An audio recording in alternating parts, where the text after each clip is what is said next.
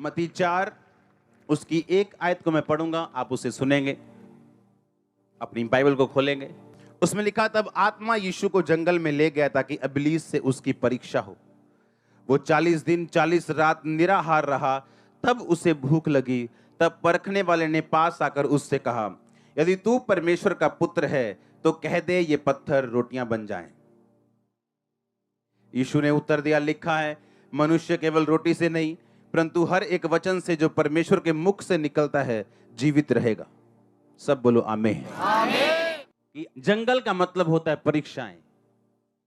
जंगल का मतलब होता है ऐसा स्थान जहां आपका विश्वास परखा जाएगा, आपको टेस्ट किया जाएगा, आपकी जेन्युइनिटी को परखा जाएगा। मैंने कहा जंगल एक ऐसा स्थान है जहां आपका टेस्ट लिया जाता है। यह एक ऐसा स्थान है जहां आपकी जेन्युइनिटी को परखा जाता है। आप सच्चे क्रिश्चियन हो या नहीं सिर्फ इसी जंगल में ही पता लग सकता है। और बाइबल कहती जंगल में लेके जाने वाला यीशु मसीह को शैतान नहीं था बल्कि उसी परमेश्वर का आत्मा था जिससे वो जन्मा था। परमेश्वर की आत्मा ने, बाइबल में लिखा, मत्ती में पढ़ते हैं तो थोड़ा अलग लिखा, लूका में पढ़ते हैं, अलग अलग पुस्तकों में पढ़ते हैं तो उसमें लिखा फोर्सफुली, धक्के के साथ पवित्र आत्मा ने यीशु मसीह को जंगल की ओर भेजा। धक्का दिया उसको, फोर्स किया उसको कि तू जा जंगल में ताकि इब्लीस से तेरी परीक्षा हो। कई बार परमेश्वर आपकी अगुवाई करता है इन जंगल के स्थानों में, परीक्षाओं में, सताव में, दुखों में, आपको नीचा करने के लिए नहीं, आपको गर्म रखने के लिए, स्ट्रांग करने के लिए, नए लॉन्च पैड से एक नई ऊंचाई तक आपको लॉन्च करने के लिए, आपको स्ट्रांग करने के लिए। आप नाश नहीं होंगे, आप यीशु मसीह के लहू के साथ खरीदे गए हैं। बाइबल कहती है कि 40 दिन और 40 रात वो निराहार यानी कुछ नहीं खाया उसने। और लिखा जब ये 40 रोजे बीत गए तब उसे भूख लगी। और परखने वाले ने कहा, ये पत्थरों को बोलिए क्या बन जाएं। 40 दिन के बाद ही क्यों, 30 दिन के बाद क्यों नहीं? उसे भूख 10 दिन के बाद क्यों नहीं लगी, 15 दिन के बाद क्यों नहीं लगी, 40 दिन के बाद ही क्यों? लेकिन जब रोजे बीत गए तो उसे भूख लगी और परखने वाला उसकी परख करने के लिए आया। वो कब आया? जब 40 रोजे खत्म हो चुके थे और उसको मालूम था कि अब ब्लेसिंग, वो सामर्थ, वो अभिषेक बहुत नजदीक है। वो सिर्फ इतना नजदीक था कि यीशु मसीह के परखे जाने के बाद वो रिलीज होने वाले था यीशु मसीह के ऊपर। अगर आप इन अध्यायों को ध्यान से पढ़ें तो बाइबल कहती है कि प्रभु यीशु मसीह इन रोजों के बाद और इन परीक्षाओं के बाद आत्मा की सामर्थ्य से भरे हुए वो लौटे। यानी इन रोजों में यीशु मसीह को सामर्थ्य मिली थी, अभिषेक मिला था। और शैतान ये बात जानता था कि 40 रोजे सक्सेसफुली पूरे हो चुके हैं, अब इन्हें खत्म कैसे करूं या मैं इन्हें व्यर्थ कैसे करूं। कई बार जब आप अपने लाइफ के पॉइंट में होते हो, आपका ब्रेक थ्रू नजदीक है, आपकी ब्लेसिंग बड़ी नजदीक है, पर आप देखते हो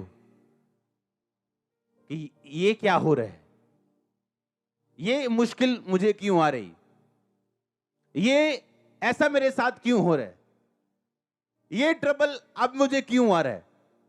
वो इसलिए कि शैतान देख चुका है कि आप पे ब्लेसिंग सिर्फ अब 1 इंच का फासला रह चुका है।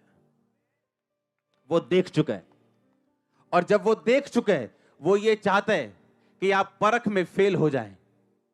और इसीलिए परमेश्वर ने कहा, इंसान अकेली रोटी से नहीं परंतु परमेश्वर के मुख से निकले एक एक वचन से जीवित रहेगा। और यीशु मसीह ने उसे वचन से जवाब देते गए,